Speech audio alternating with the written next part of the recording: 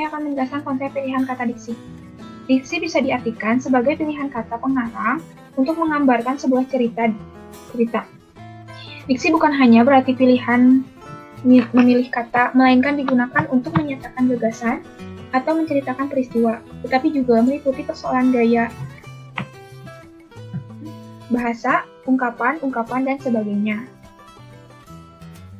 Nah, jadi kan keterbatasan kosakata yang dimiliki seseorang dalam kehidupan sehari-hari itu membuat seseorang itu mengalami kesulitan mengungkapkan maksudnya kepada orang lain. Sebaliknya juga ya, jika kita terlalu berlebihan dalam menggunakan kosakata juga mempersulit orang-orang untuk memahaminya. Nah, jadi karena itu kita belajar ini tuh agar tidak terjadi hal yang tadi.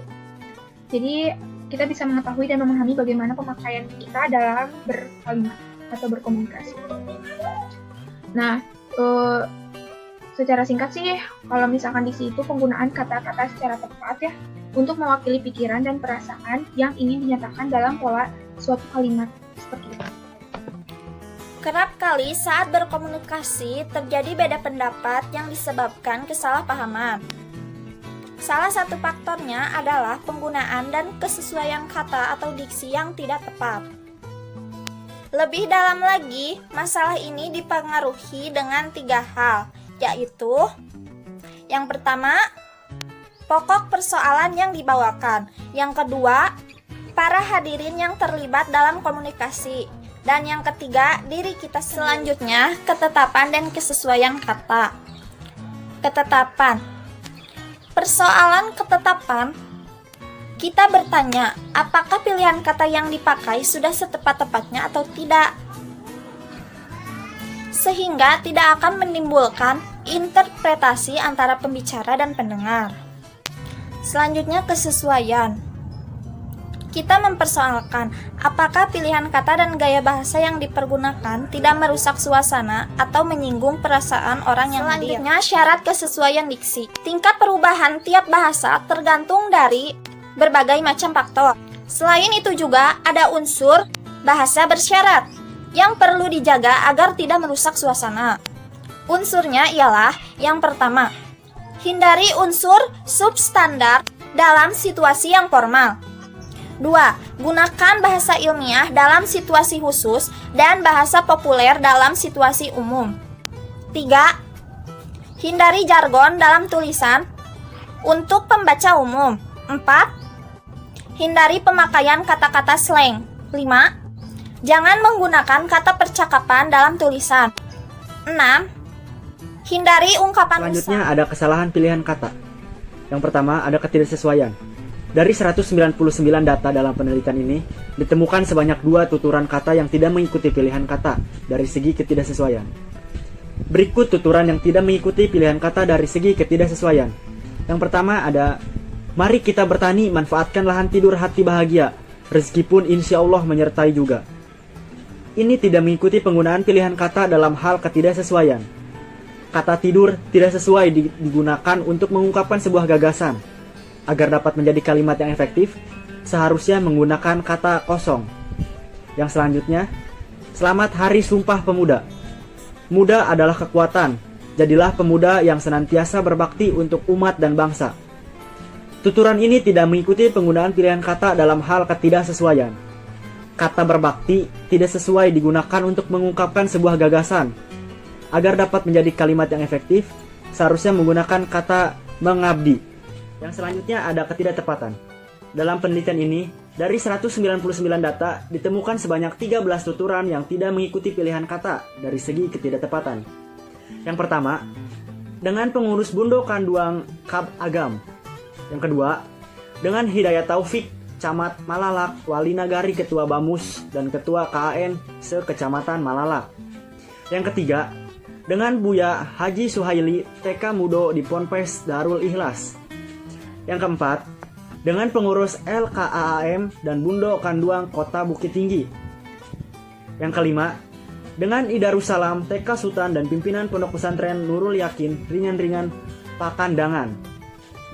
Yang keenam, dengan Dr. Andes Haji Irdiansyah Tarmizi, Bupati Kabupaten Tanah Datar, Arianto, Camat Batipuah, dan Wali Nagari Ketua BPRN, Ketua KAN, Bundo Kanduang, Sekecamatan Batipuah.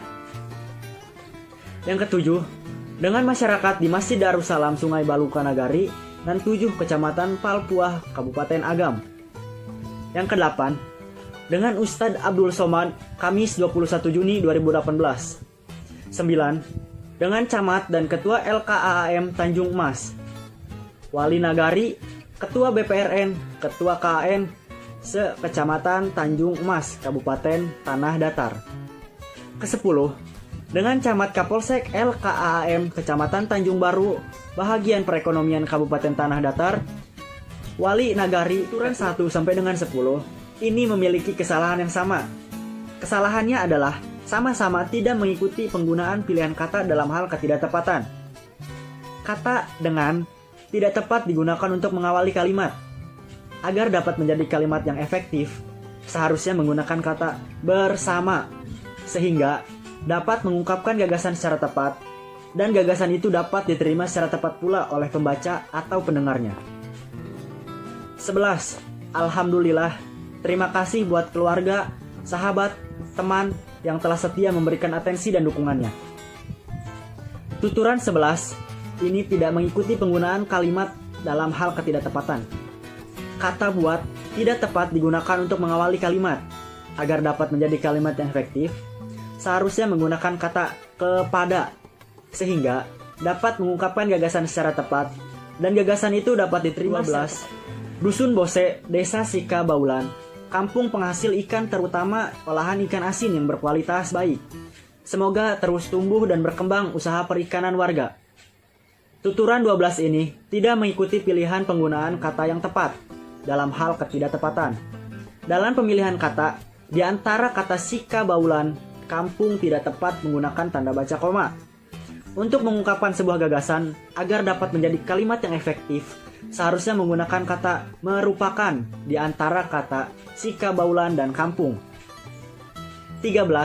Ada 4 kota melaksanakan pilkada: Kota Padang, Kota Sawah Lunto, Kota Padang Panjang, dan Kota Pariaman. Tuturan 13 ini tidak mengikuti penggunaan pilihan kata dalam hal ketidaktepatan. Di antara kata ada 4 kota melaksanakan pilkada. Kota tidak tepat menggunakan tanda baca koma.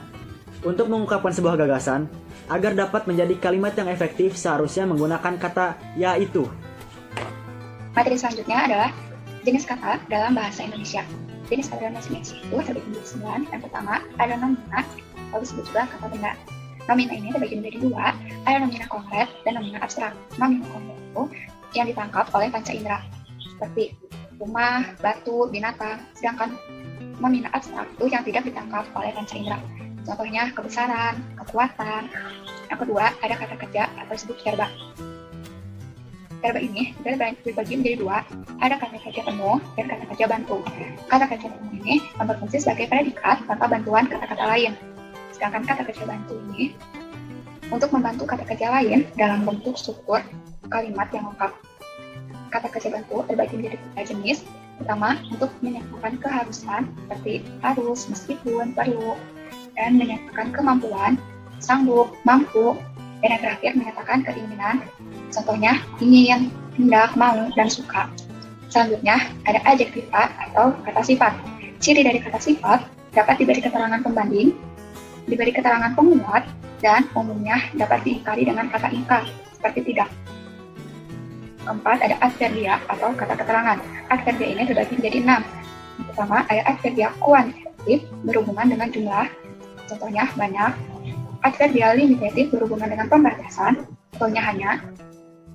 Adverbia frekuentif maknanya berhubungan dengan tingkat keseringan terjadinya sesuatu, seperti sering, jarang, selalu, dan kadang-kadang. Adverbia waktu, yaitu dengan waktu terjadinya suatu peristiwa, contohnya seperti baru, segera.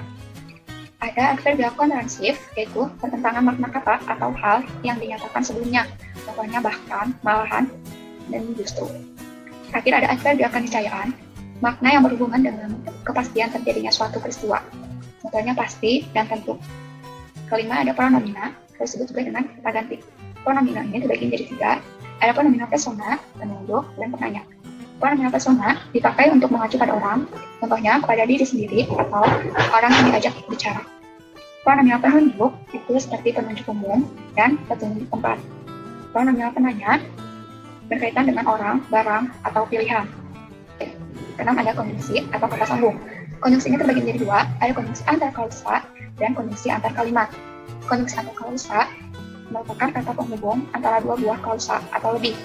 Konjungsi antar klausa terbagi menjadi 3, ada konjungsi koordinatif, yaitu perbedaannya pada klausa-klausa sederhana seperti dan, serta, tetapi, atau, sedangkan, melainkan.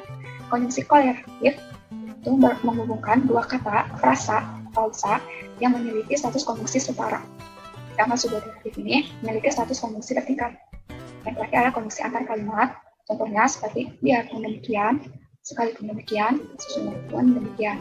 Itu ada preposisi atau kata depan. Preposisi atau kata depan adalah kata yang selalu berada di depan kata benda, kata sifat, atau kata kerja. Ada 11 preposisi. Pertama ada tempat, waktu, sebab, arah asal, arah tujuan, pelaku, alat, perbandingan, hal atau masalah, akibat, dan yang terakhir ada maksud dan tujuan, contohnya seperti untuk, buat, guna, dan bagi. 8 ada artikula atau kata sandang. Digunakan untuk mendampingi kata benda dasar ataupun kata benda turunan. Kata sandang terbagi menjadi 2, ada kata sandang jumlah tunggal dan kata sandang jumlah jamak. Kata sandang jumlah tunggal contohnya seperti si dan sang untuk makhluk hidup secara umum, contohnya si kancil dan sang raja. 2 ada Sri untuk nama manusia yang kedudukannya lebih tinggi, seperti Sri Sultan. 3 ada Yang sebagai pengganti nama Tuhan, contohnya seperti Yang Maha Pengampun. 2 ada kata sandang penunjuk jumlah jamak, contohnya seperti para, menggambarkan kelompok orang dengan kesamaan umum seperti pekerjaan, contohnya para mahasiswa. Kata kaum menggambarkan kelompok orang dengan kesamaan tertentu seperti kesamaan ideologi, kaum komunis. Dan terakhir ada umat untuk menentukan kelompok dengan kepercayaan tertentu atau dalam skala yang sangat besar, contohnya umat manusia harus menjaga kelestarian lingkungan. Dan yang terakhir ada interjeksi atau kata seru, biasanya diakhiri dengan tanda seru. Interjeksi ini terbagi menjadi 9. Pertama ada interjeksi kekesalan, kekaguman, kesyukuran, harapan, keheranan, kagetan, ajakan, panggilan, dan kesimpulan.